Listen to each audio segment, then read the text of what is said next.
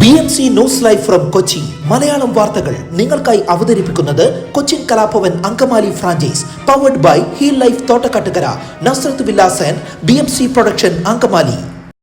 നമസ്കാരം, BMC radio Malayalam വാർത്തകളിലേക്ക് സ്വാഗതം. ഞാൻ ധനു കൃഷ്ണ. ബ്രഹ്മപുരത്ത് പ്ലാസ്റ്റിക് മാലിന്യ സംസ്കരണത്തിന് ശുചിത്വ മിഷനുമായി ചേർന്ന് RDF പ്ലാന്റ് സ്ഥാപിക്കുന്നത് പരിഗണിക്കാൻ കോർപ്പറേഷൻ കൗൺസിലർ മേയർ M. അനിൽകുമാറാണ് ഇക്കാര്യം അറിയിച്ചത്. ഈ മേഖലയിൽ പ്രവൃത്തി പരിചയമുള്ള ഏജൻസിയെ ഇതിനായി പ്രയോജനപ്പെടുത്തണമെന്നും മേയർ പറഞ്ഞു.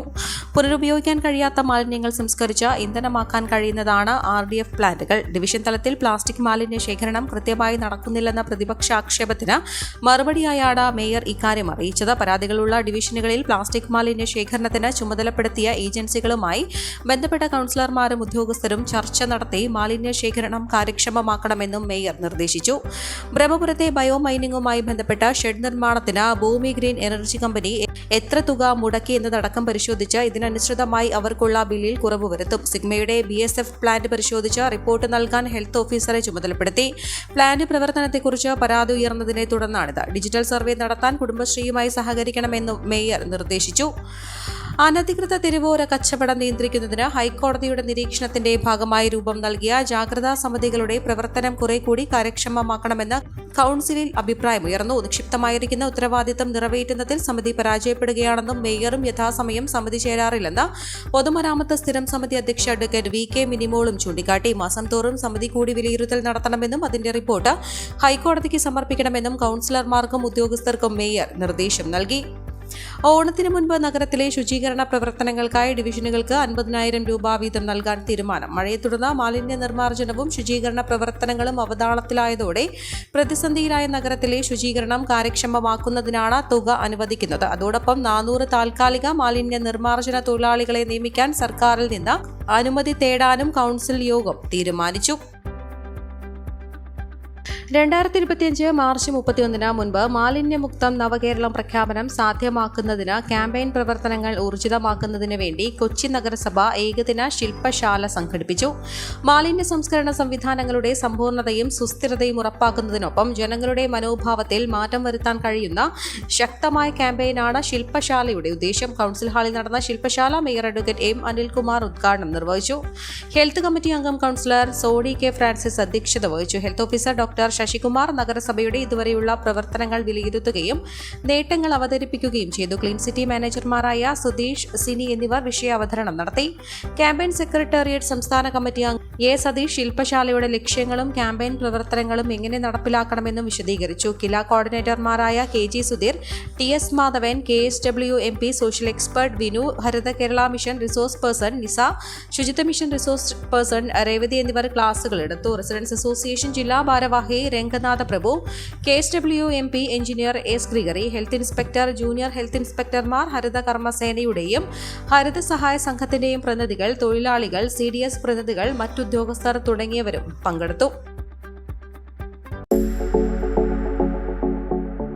കോവിഡാനന്തര കാലഘട്ടത്തിൽ ജീവനശൈലി രോഗങ്ങളുള്ളവർക്ക് സന്തുലിതമായ ആരോഗ്യ പരിപാലനത്തിന് ആലവിക്കടുത്ത് തോട്ടക്കാട്ടുകര ജംഗ്ഷനിൽ ഹീൽ ലൈഫ് തുറന്ന പ്രവർത്തനം ആരംഭിച്ചിരിക്കുന്നു. ഫിസിയോതെറാപ്പി, സൈക്കോളജി, ആയുർവേദ ചികിത്സകൾക്കായി 8089011772 ബന്ധപ്പെടാവുന്നതാണ്.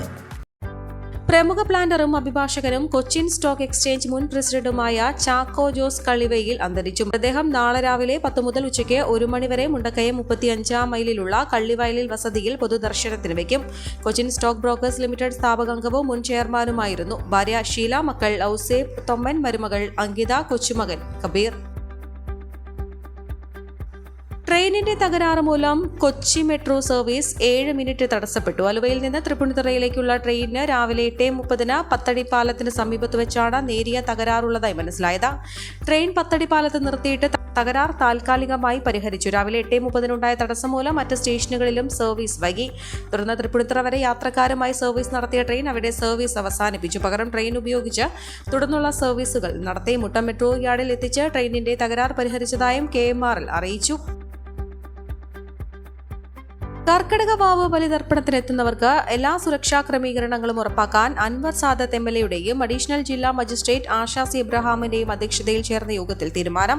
ശക്തമായ മഴയുടെ സാഹചര്യത്തിൽ ബലിതർപ്പണത്തിനെത്തുന്നവർക്ക് എല്ലാ സുരക്ഷയും ഉറപ്പാക്കുന്നതിന് നടപടി സ്വീകരിക്കും. ഓഗസ്റ്റ് 3 കർക്കിടക വാവിനോടനുബന്ധിച്ച് ആലുവ, മണപ്പുറം, ചേലാമറ്റം, കാലടി എന്നിവിടങ്ങളിൽ ബലിതർപ്പണ ചടങ്ങുകൾ നടക്കും. ഈ 3 കേന്ദ്രങ്ങളിലെയും സുരക്ഷാ ക്രമീകരണങ്ങൾ യോഗം ചർച്ച ചെയ്തു.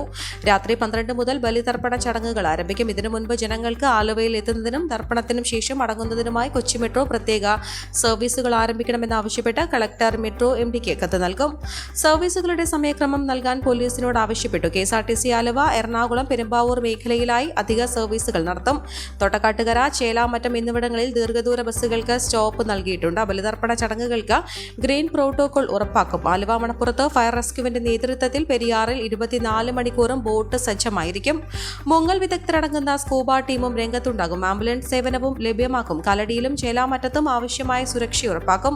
മണപ്പുറത്ത് ബലിതർപ്പണ ചടങ്ങുകൾ നടക്കുന്ന കടവുകളിലെ ചെളി നീക്കി ഭക്തരുടെ സുരക്ഷ ഉറപ്പാക്കുന്നുണ്ട്.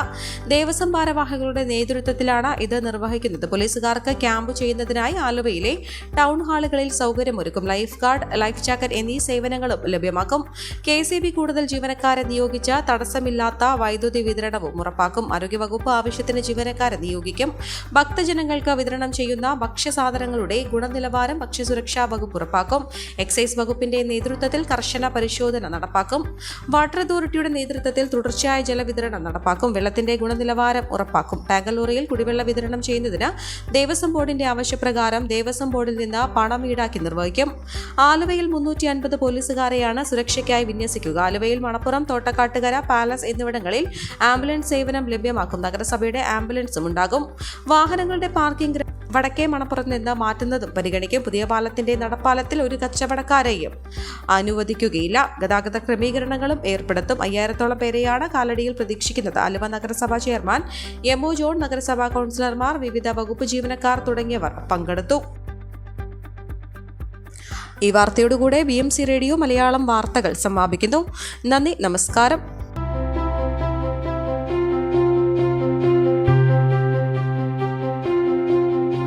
അങ്കമാലി പ്രദേശത്തെ കലാവിദ്യാർത്ഥികൾക്ക് സുവർണ അവസരം. ലോക പ്രശസ്ത കലാവിദ്യാലയമായ കൊച്ചിൻ കലാഭവന്റെ അങ്കമാലി ഫ്രാഞ്ചൈസി കരയാമ്പറമ്പിനടുത്ത് എളവൂർ കവലയിലുള്ള സ്പ്രിംഗ്ഫീൽഡ് കെട്ടിടത്തിൽ പ്രവർത്തനം ആരംഭിച്ചിരിക്കുന്നു. Classical dance, cinematic dance, Carnatic music, Zumba dance എന്നീ വിഷയങ്ങളിൽ പ്രഗത്ഭരായ അധ്യാപകർ ക്ലാസുകൾ നയിക്കുന്നു. കൂടുതൽ വിവരങ്ങൾക്ക് ബന്ധപ്പെടുക 9995208614.